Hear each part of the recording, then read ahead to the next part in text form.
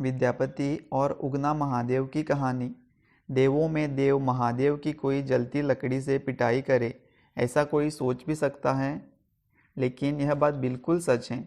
बात कुछ 1360 ईस्वी के आसपास की है। उन दिनों बिहार के विस्वी गांव में एक कवि हुआ करते थे।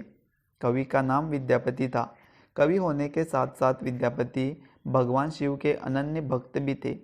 उनकी भक्ति और रचनाओं से प्रसन्न होकर भगवान शिव को उनके घर नौकर बनकर रहने की इच्छा हुई।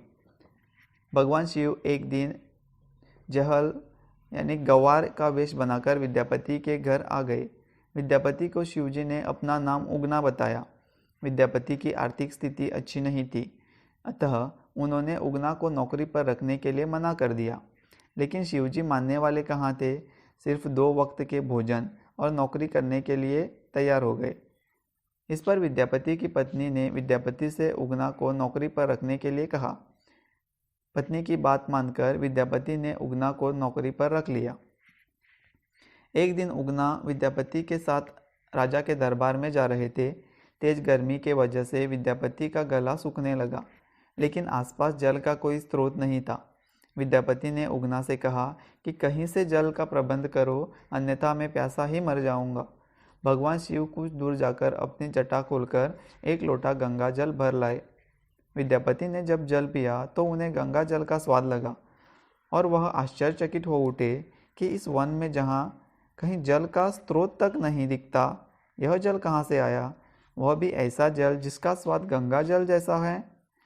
कवि विद्यापति उगना पर संदेह हो गया कि यह कोई सामान्य व्यक्ति नहीं बल्कि स्वयं भगवान शिव हैं। अतः उगना ने उसका वास्तविक परिचय जानने के लिए जिद की है।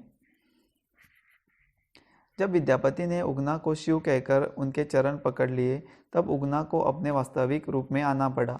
उगना के स्थान पर स्वयं भगवान शिव प्रकट हो गए। शिव ने विद्यापति से कहा कि मैं तुम्हारे साथ उगना बनकर रहना चाहता हूँ, लेकिन इस बात को कभी किसी से मेरा वास्तविक परिचय मत बताना। विद्यापति को बिना मांगे संसार के ईश्वर का सानिध्य मिल चुका था। इन्होंने शिव की शर्त को मान लिया। लेकिन एक दिन विद्यापति की पत्नी सुशीला ने उगना को कोई काम दिया। उगना उस काम को ठीक से नहीं समझ पाया और गलती कर बैठा। सुशीला इससे नाराज़ हो गई और चूल्हे से जलती लकड़ी निकालकर लगी शिव की पिटाई करने। विद्यापति ने जब यह दृश्य देखा तो अनायास ही उनके मुंह से निकल पड़ा, ये साक्षात भगवान शिव हैं, इन्हें जलती लकड़ी से मार रही हो। फिर क्या था, विद्यापति के मुंह से यह शब्द निकलते ही शिव वहाँ से अंतर्ध्यान हो गए। इसके बाद तो विद्यापति पागलों की भांति उगना उगना कहते वनों में, खेतों में, हर जगह उगना बने शिव को ढूंढने लगे। भक्ति की ऐसी दशा देखकर शिव को दया आ गई। भगवान शिव उगना से मिलने फिर से वापस आ गए और कहने लगे, मैं तुम्हारे साथ नहीं रह सकता। उगना रूप में मैं जो तुम्हारे साथ रह चुका हूँ, उसके प्रतीक के चिन्ह के रूप में अब मैं शिवलिंग के रूप में विराजमान रहूँगा। इसके बाद शिव अपने लोक लौट गए और उस स्थान पर शिवलिंग प्रकट हो गया। उगना महादेव का प्रसिद्ध मंदिर वर्तमान में मधुबनी जिले में भवानीपुर गांव में स्थित है। धन्यवाद।